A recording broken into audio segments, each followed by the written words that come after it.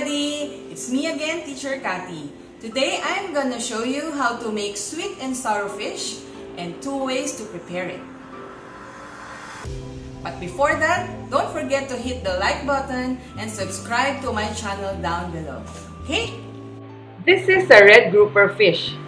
Isa pa sa masarap na gamiting fish para sa sweet and sour is the red snapper or tinatawag na maya-maya. Okay?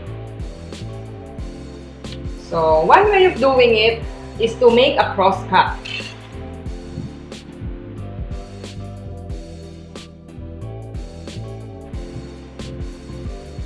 There. Okay? And on the other side, pwede tayong gumawa ng butterfly cut. First, look at the knife. We're going to cut it vertically and then horizontally. Okay? Then vertical again. Then horizontal again.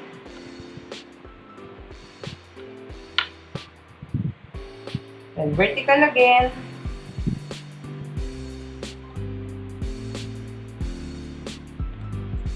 Then horizontal.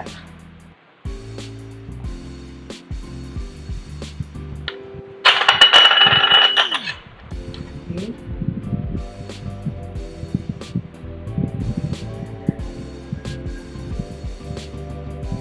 Two ways. Cross cut, butterfly.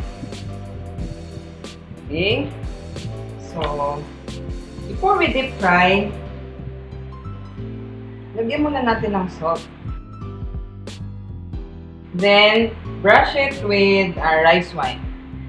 Kung wala tayong rice wine, pwede tayong gumamit ng sausing wine. This adds to the flavor of the fish and pampatanggal lansa. Here. Marinate lang natin to for about 10 to 15 minutes. After marinating the fish for 15 minutes, it's time to coat the fish. Coat natin ang fish ng cornstarch.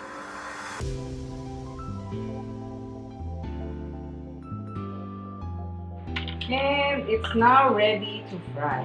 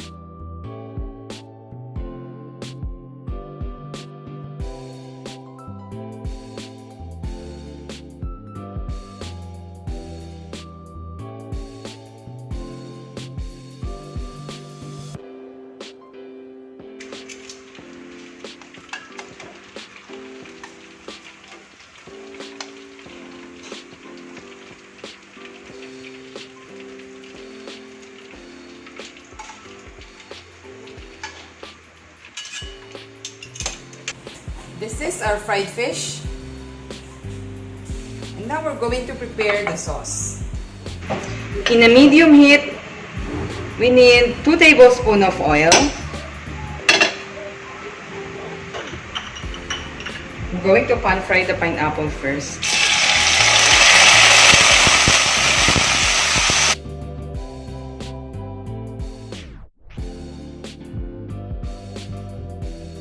I'm going to saute red onions, white onions, onion leeks, red bell pepper, green bell pepper, yellow bell pepper. Saute lang natin ang vegetables until mag-half cook. Okay?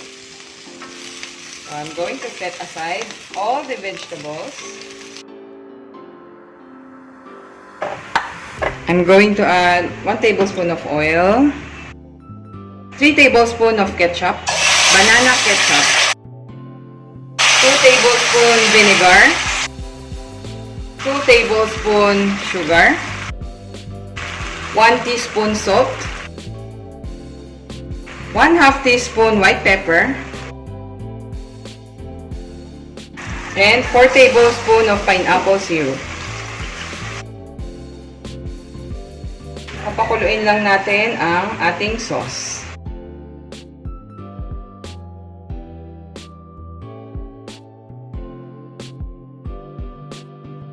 Kumukulo na ang sauce,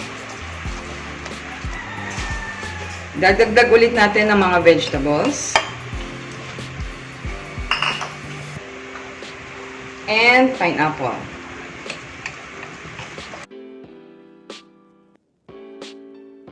Okay, and since it's boiling, that's it.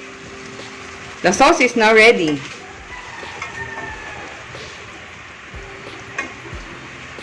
Now we're going to pour in our sauce.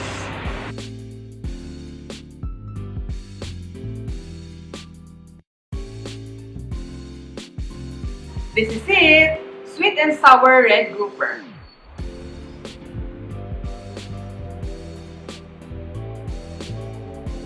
I hope you enjoyed this video. Thank you for watching!